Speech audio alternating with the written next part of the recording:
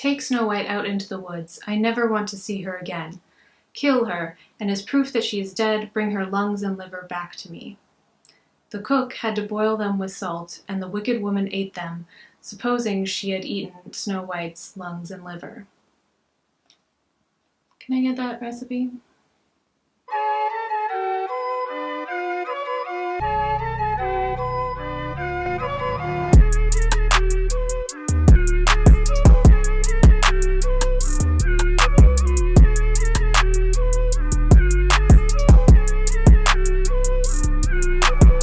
The Tale of Snow White, made popular by the Brothers Grimm's collection published in 1812, was one of the first fairy tales to be adapted, first for the stage and then for early cinema.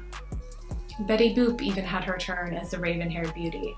But it is Disney's 1937 animated feature Snow White and the Seven Dwarfs that brought the tale to the forefront of cinema and pop culture. The tale of Snow White is one of beauty and power. Every time the tale is told again on screen, it seems to focus more and more on Snow White's stepmother, the evil queen. While the tale, being a fairy tale, doesn't provide much character motivation, the films give the stepmother a backstory and a reason behind her wicked ways. By fairest blood it is done. They give her magic and power, which are inextricably connected to her beauty. They give Snow White power by aging her up from the original tale's age of just 7 years old, and often turning her into a leader and a fighter. In watching these Snow White movies, I saw how the male filmmakers defined beauty, created power, and tried to give Snow White some agency.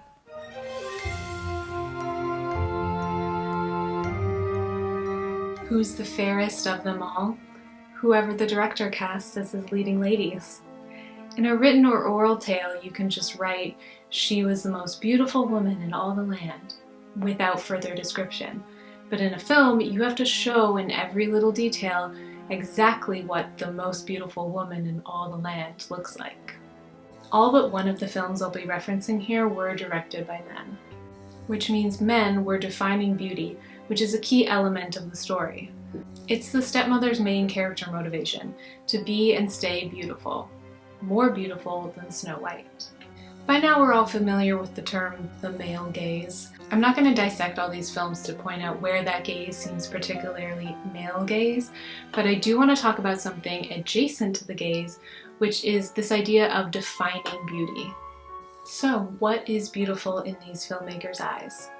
Well, Snow White's beautiful stepmother is white, an average age of 44, often fair-haired, thin, not visibly physically disabled or ill, unblemished skin, no signs of aging like gray hairs or wrinkles.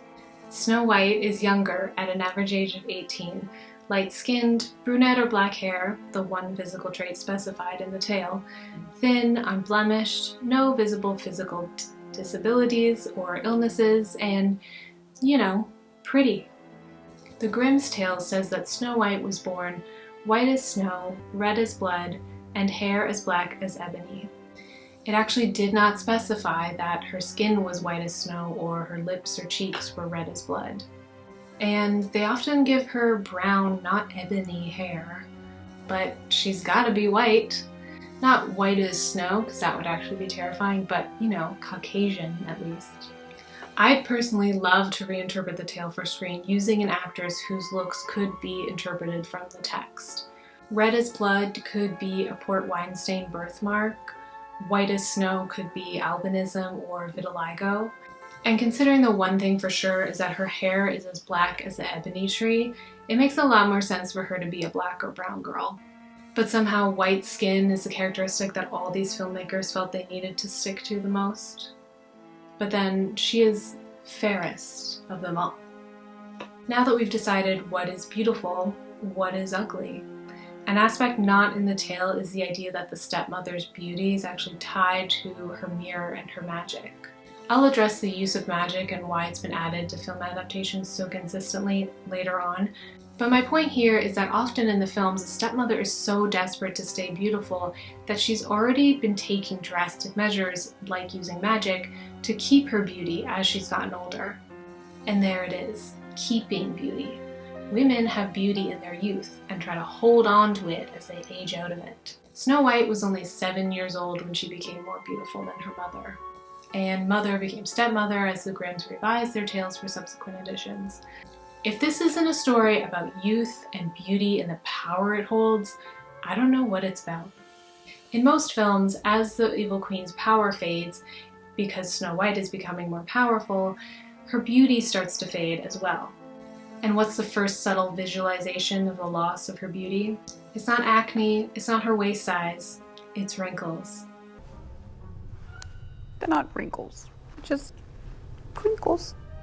And most evil stepmothers meet their final end by getting older and older until they are shriveled up mummy and turn to dust or fall apart, showing us that old is the opposite of beautiful. When we talk about ugly, unfortunately we have to talk about the dwarfs. Whether it is said directly in the film, banish all the uglies, or not, it is the place of the dwarves in the story to be, if not specifically ugly on the outside, then outsiders of some sort. They are bandits, outcasts, outlaws, underappreciated workers. If they're not actually dwarves, then they are physically disfigured in some way. They play the role of teaching us that it's not what's on the outside that counts, it's what's on the inside. The dwarves have inner beauty, but not outer beauty. The stepmother has outer beauty, but no inner beauty. Snow White, of course, has both. Do a person's outsides have anything to do with them being kind, or considerate, or careful towards others? No. And that may also be the moral of the story. Be kind to uggos. Don't trust people who are too vain. People who care about what they look like only care about that and don't care about other people at all. People who are kind will be loved, even if they're ugly. Or dwarfs. To compare and contrast, let's see some examples of what filmmakers have decided is beautiful and ugly. Beautiful, ugly, beautiful, ugly, beautiful, ugly, beautiful, ugly. Really? We're calling that ugly? Okay. Beautiful, ugly, beautiful, ugly. Sorry, what is the problem here? Oh, if I look really closely, she has some wrinkles. Wow, hideous. Beautiful, ugly. Okay, this is just a hot guy with a scar on his face, and it's not even disfiguring his face. Big surprise, he's the one that Snow White actually falls in love with. The filmmakers may be the ones really deciding what's beautiful or ugly on screen, but within the film's world, the authority on beauty is the stepmother's magic mirror. It is a third party telling her who's the fairest of them all. She's not coming up with this herself. The modern interpretation could be that the mirror, often depicted with a man's voice and face, represents the patriarchal misogynist society that creates these beauty standards for women and pits them against each other to think that there can only be one woman on top. In Sydney White, a modern interpretation of the tale, instead of a magic mirror, it's the school's hot or not ranking that tells Rachel Witchburn that she's the prettiest girl in school and tells her when Sydney takes the #1 spot from her. It's literally her peers deciding who's the prettiest. But no matter how the films portray the authority and definition of beauty within their worlds, it is predominantly men filmmakers who are writing and directing these films, and are therefore responsible for showing the audience young, thin, white women as the top 2 most beautiful women in all the land. They tell us that youth is beauty and old is ugly. The moral I take from the film adaptations of Snow White is about inner beauty and outer beauty, and that the fight for beauty is really the fight for power.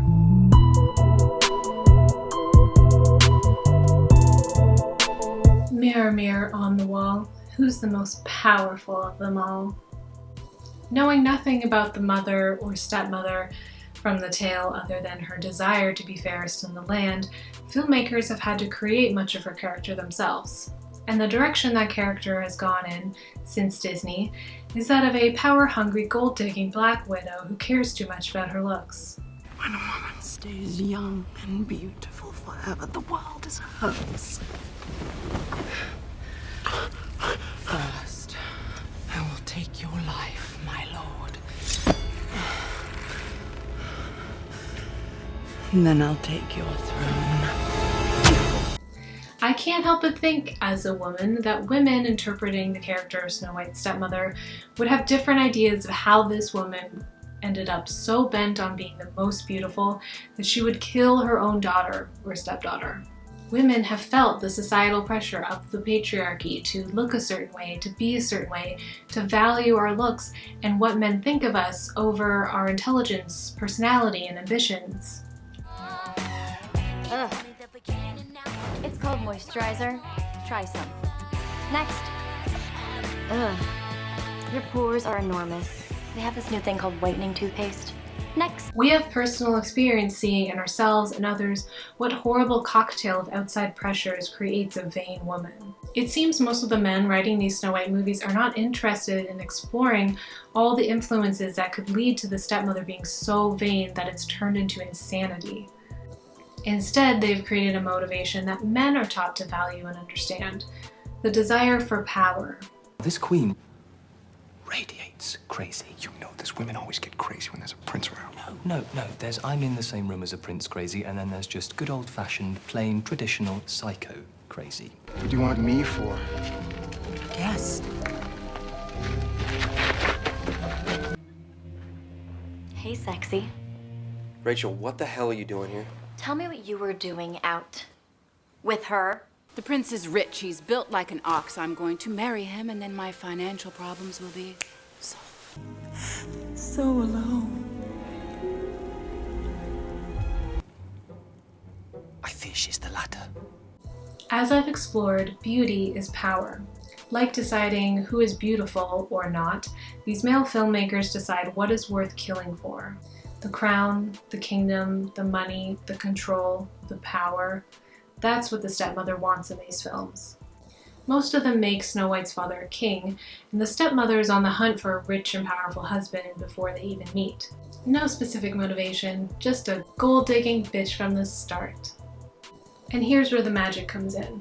Magic is also a form of power, and this power she already has when she shows up.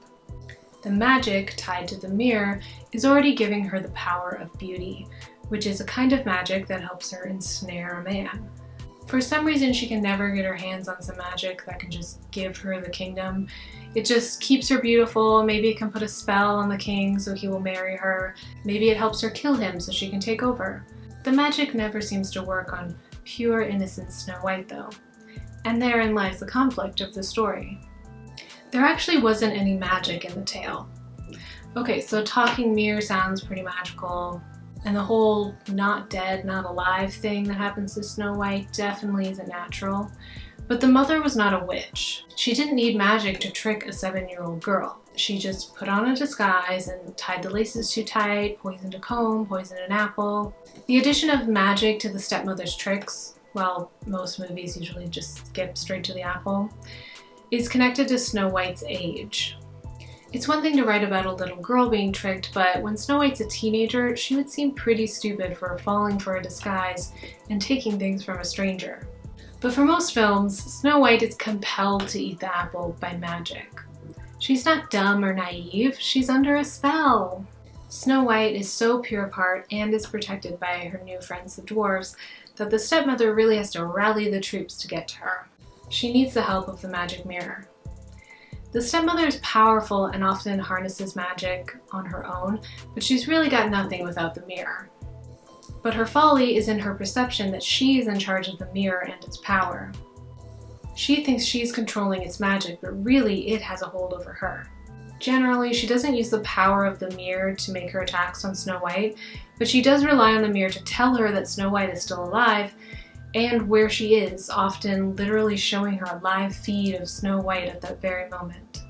And so it all falls apart when the mirror falls apart. Or the mirror falls apart when everything falls apart. When the mirror and the magic are broken, so is the stepmother.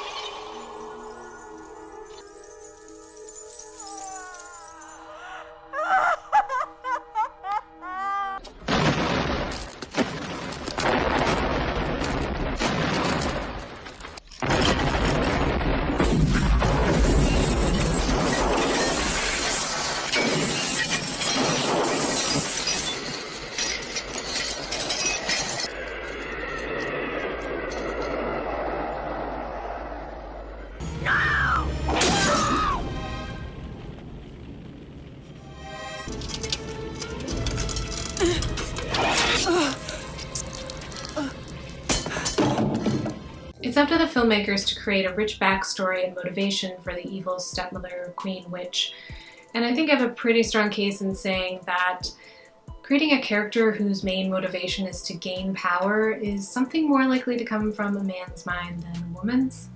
And I can't help but think that the male writers may have felt they needed to give the stepmother magical power because they don't believe that women can be powerful enough on their own. But they take a different approach to giving Snow White power by turning her into a warrior.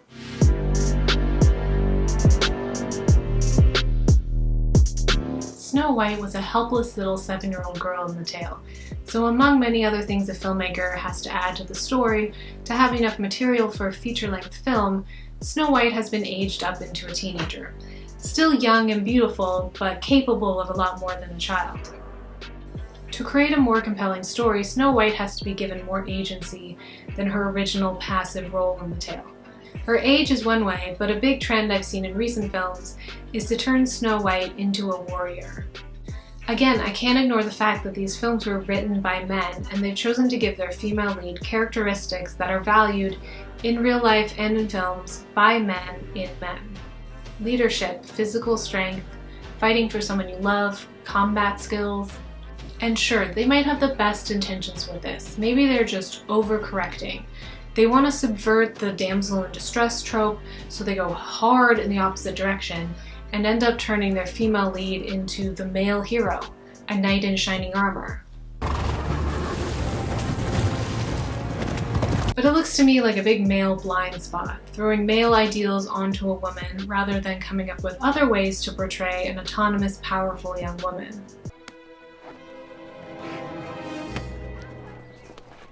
Hey, you okay? You better keep this. You clearly need the practice. But backing up a bit, the first way we see Snow White portrayed in films as an independent young woman is seeing her romantic attraction to a young man. For what better way to show that one is an adult with needs and desires and something to fight for than to give them romantic feelings for someone? What's a fairy tale without the romantic happily ever after? In the tale, the prince comes along after she's in the glass coffin, not dead, not alive, and thinks she's so pretty he wants to keep her for himself. Pedophile much? He does not, however, cure her with true love's kiss. Again, the 1987 Snow White film actually takes the most from the tale, and it shows the tale's cure, which is that while the prince's men are carrying the coffin away, one trips and bumps the coffin, which bumps the piece of poison apple out of her throat. And more recent films create even more in-depth romantic relationships for Snow White. The college-set adaptation Sydney White pretty much revolves around her growing relationship with the cute frat boy. Lily Collins meets Armie Hammer in the forest before either of them know who the other really is in Mirror Mirror. In Snow White, A Tale of Terror, she actually has a cute prince, but then falls for the aforementioned hot guy with a scar, one of the 7 disfigured bandits she hangs out with. Snow White and the Huntsman somehow managed to avoid much of a romantic plotline, yet still had a man kiss her to break the spell. So being in a romantic relationship, or even having a crush, shows that if Snow White is old enough or mature enough for that, then she's mature enough to learn to fight and hatch a plot to overthrow the queen. So she's met her handsome prince true love, she's been run into the forest by someone trying to kill her under orders of her stepmother, she's made friends with some outcasts, so now it's time to fight. She's a grown woman with womanly feelings for a man, an understanding of how the world works outside of her fancy castle. She's smart enough to see that her stepmother is behind everything bad that's ever happened, so naturally she wants to fight back. And what better way to fight back than to literally, physically fight, right? Snow White and the Huntsman is the most obvious example of this plot. She essentially declares war on the queen, leads an army, fights, and murders her stepmother herself. But the film has this amazing B-plot of Snow White being like a magical queen of the forest, but it's mostly unexplored, much to my disappointment, and it's actually kind of used as an example of how a peaceful approach won't work. Violence is the answer.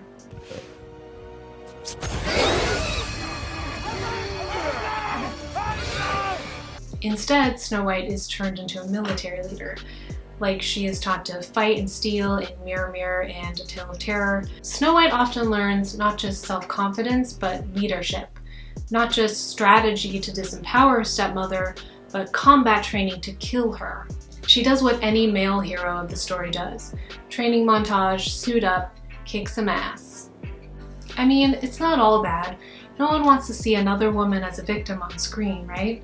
So turn her into a warrior, a tough survivor, channel all her emotions into physical combat. As if losing her father, never knowing her mother, being assaulted, being betrayed by a guardian, and being poisoned didn't cause a lot of mental and physical trauma. She's not a victim, she fights for what is right, and that makes up for everything that's happened to her. And she is a prince, so she can live happily ever after with no worries.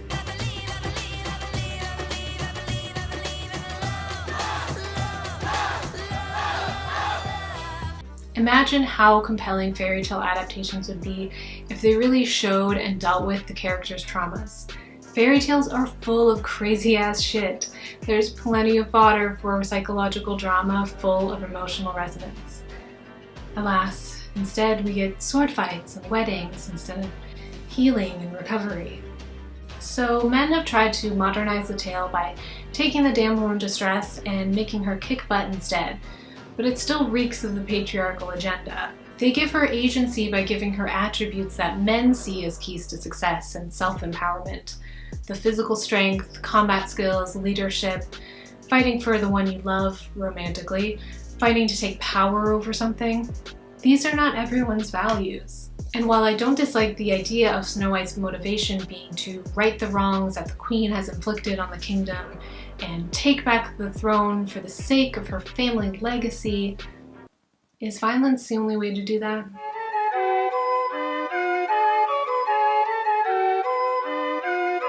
So I've explored about 8 feature films based on the fairy tale Snow White, which all but one were written and directed by men. And what I've seen in all of them is male ideals being put into this story about women's lives. As I've said, a screenwriter would have to add plenty to the story of Snow White to have a feature-length script. But with all these adaptations and room for interpretation and imagination, most use the same tropes. Snow White was always a tale of power. Beauty as power in the world and goodness as power over evil.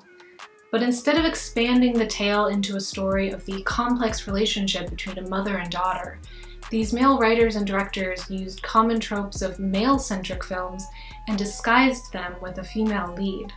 They create a stepmother that requires magical power to get anything done and turn an abused young woman into a warrior. These films use beauty, magic, and combat to create a story of 2 women fighting for a single position of power. You have no right to rule the way you do. And technically, I'm the rightful leader of this kingdom.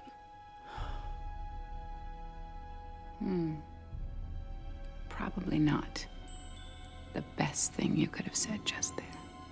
Well, the moral of this story is to be conscious of who's creating the ideals in the films you're watching.